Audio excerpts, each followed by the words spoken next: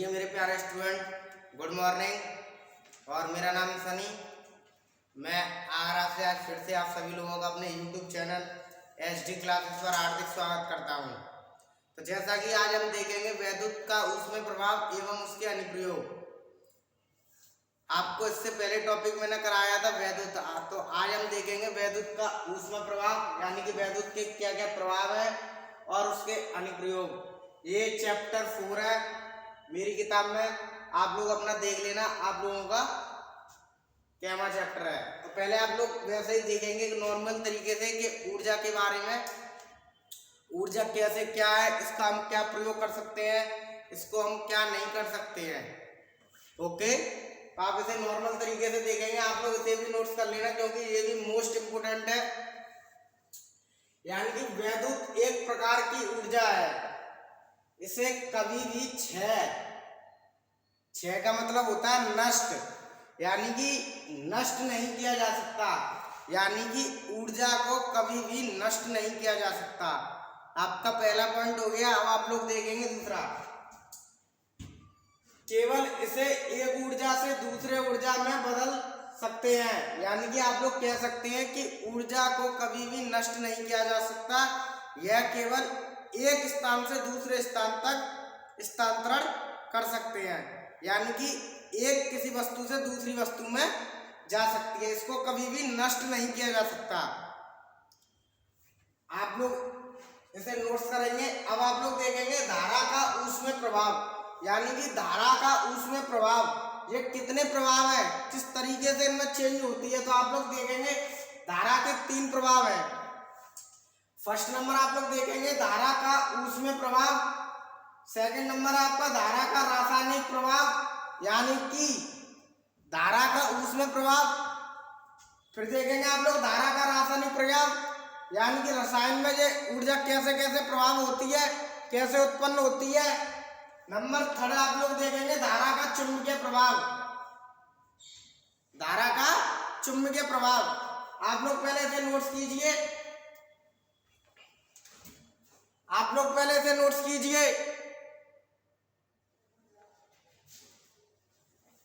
इसके बाद आप लोग देखेंगे वैद्युत धारा का तापीय प्रभाव तथा ऊष्मीय प्रभाव, दोनों एक ही बात है। आप लोगों से ऐसे भी पूछ सकता है वैद्युत धारा का तापीय प्रभाव से आप क्या समझते हैं, या तापीय प्रभाव बताइए। आप लोग कंफ्यूज ना हो, तापीय प्रभाव और ऊष्मीय प्रभाव दोनों एक ही बात है, इसलिए मैंने यहाँ लिख भी दिया है वैद्युत धारा का तापीय प्रभाव तथा ऊष्मीय प्रभाव। अब आप लोग देखेंगे इसकी परिभाषा। वैद्युत धारा के प्रभाव से पदार्थों में ताप बढ़ने की क्रिया को, यानी कि वैद्युत धारा के प्रभाव से पदार्थ में ताप बढ़ने की क्रिया वैद्युत धारा का ऊष्मीय प्रभाव कहलाता है। यानी कि ऊष्मीय प्रभाव या फिर तापीय प्रभाव कहलाता है पदार्थों में ताप बढ़ने की क्रिया को, पदार्थों में ताप बढ़ने की क्रिया वैद्युत धारा का ऊष्मीय प्रभाव कहलाता है। आप लोग इसे नोट्स कीजिए। अब मैं इसे आप लोगों को एक डायग्राम चित्र के द्वारा समझाऊंगा। पहले आप लोग इसे नोट्स कीजिए। आप सभी मेरे साथ साथ ही नोट्स बनाते चलें।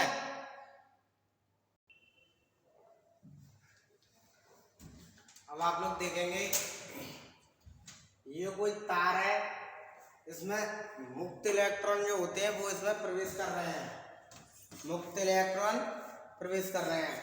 आप लोग देखिए कि ये माइनस वाले हैं, ये मैंने इलेक्ट्रॉन मान लिए मुक्त इलेक्ट्रॉन, और ये प्लस वाले हैं, इसे मैंने पदार्थ मान लिया है। यानी कि मैंने आप लोगों को बताया था कि प्रत्येक पदार्थ छोटे छोटे कणों से मिलकर बना है। आप लोग देखेंगे ये कोई तार है, नीचे वाली मैंने इलेक्ट्रॉन मान लिए मुक्त इलेक्ट्रॉन, और ये प्लस प्लस वाले पदार्थ है। अब आप लोग देखेंगे जब ये गति करेंगे तो इसमें मुक्त इलेक्ट्रॉन बहने लगते हैं। यानी कि आप लोग देख रहे होंगे ये मुक्त इलेक्ट्रॉन इसमें बह रहे हैं, मुक्त इलेक्ट्रॉन बह रहे हैं।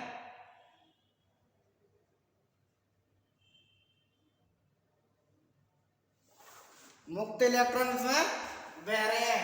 अब आप लोग देखेंगे, माना कोई चालक तार है, यानी कि ये कोई चालक तार है। आप लोग इसे ना देखें, बस आप लोग इसे समझिए, इसमें कुछ नहीं है लिखने के लिए, बस चित्र के द्वारा आप लोग इसे लिख सकते हैं।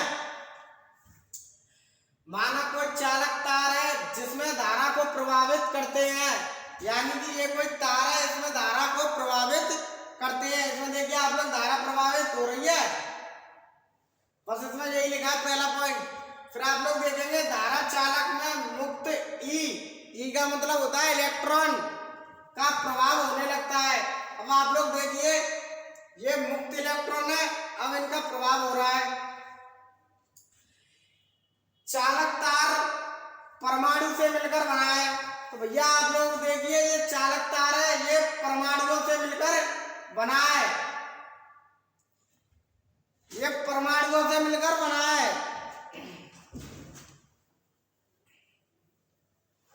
पदार्थ लिख दिया है, जब ये परमाणु से मिलकर बना है।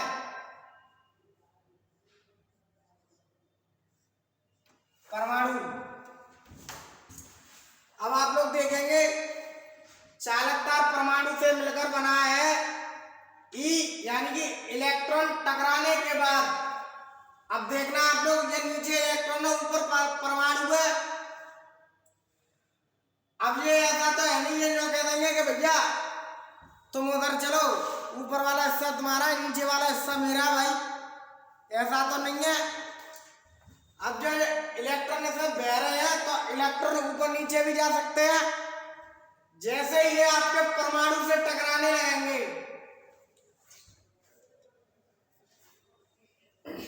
ये अपने परमाणुओं से टकराने लगेंगे, और टकराने के बाद अपनी कुछ ऊर्जा परमाणुओं को दे देते हैं।